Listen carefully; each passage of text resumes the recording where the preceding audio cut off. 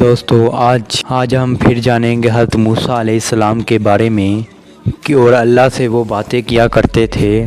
دوستو جب حضرت موسیٰ علیہ السلام کو ملک الموت لینے آئے تو انہوں نے حضرت موسیٰ نے ملک الموت کو ایک تھپڑ مار دیا۔ ملک الموت اللہ کے پاس گئے اور کہنے لگے کہ اللہ تیرا بندہ تو مرنا ہی نہیں چاہتا۔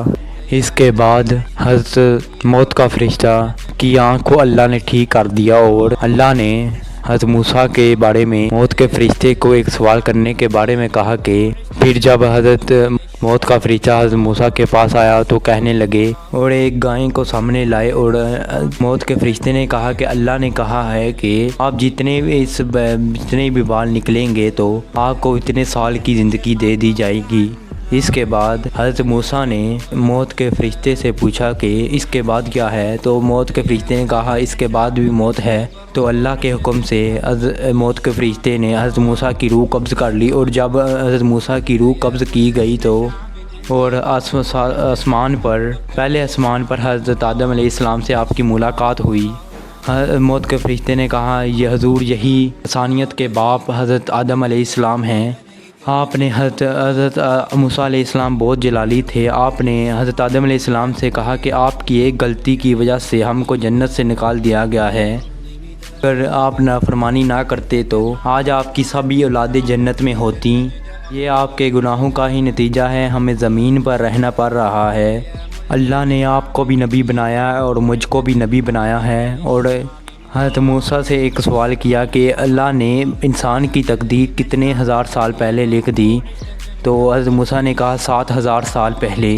یہ سن کر حضرت آدم نے کہا کہ اگر تقدیر 7,000 سال پہلے لکھ دی ہے تو اس میں میری کیا غلطی تھی؟ اور اس پر حضرت موسیٰ علیہ السلام خاموش ہو گئے اور حضرت آدم علیہ السلام آپ کا غالب آ گئے۔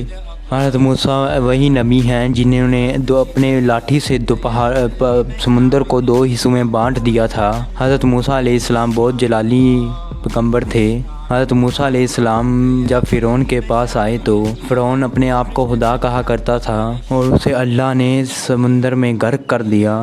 فرعون کی بیوی کا نام آسیہ تھا۔ جب پانی میں اس کو حضرت موسیٰ علیہ السلام ملے تو فرعون کی بیوی کی کوئی اولاد نہ تھی اور فرعون کی بیوی نے اسے اپنے پاس رکھنے کا فیصلہ کر لیا۔ جب فرعون ایک دن دربار میں بیٹھا ہوا تھا تو ایک زوردار تھپڑ حضرت موسیٰ نے فرعون کو مارا۔ فرعون یہ دیکھ کر حیران رہ گیا۔ فرعون سوچنے لگا کہ یہ وہی بچہ ہے جو میرا سلطنت کا خاتمہ کرے گا۔ اس کے بعد حضرت آسیہ نے فرعون سے کہا اگر اس بچے میں شعور ہوا تو یہ سونے چاندی کی طرف جائے گا، اگر شعور نہ ہوا تو یہ آگ کی طرف جائے گا۔ حضرت موسیٰ علیہ السلام سونے کی طرف جانے لگے تو حضرت جبرائیل آئے اور انہوں نے ان کو آگ کی طرف کر دیا اور حضرت موسیٰ نے ایک آگ کا کوئلہ اپنے منہ میں ڈال لیا۔ اس کے بعد فرعون کو یقین ہو گیا کہ یہ وہ بچہ نہیں ہے۔ ایسی ہی ویڈیوز کے لیے چینل